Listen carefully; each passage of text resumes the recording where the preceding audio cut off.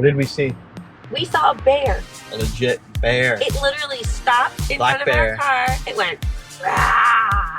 Didn't And do then that. yes it did. It roared at us. It didn't And roar then at it us. crossed in front of the It didn't car, do that. up into the woods, never to be seen again. It did jump in the woods and then look back at us. He wanted to eat. It did roar at us. He would have eaten me first, though. Maybe Would you eat me? first. I don't know.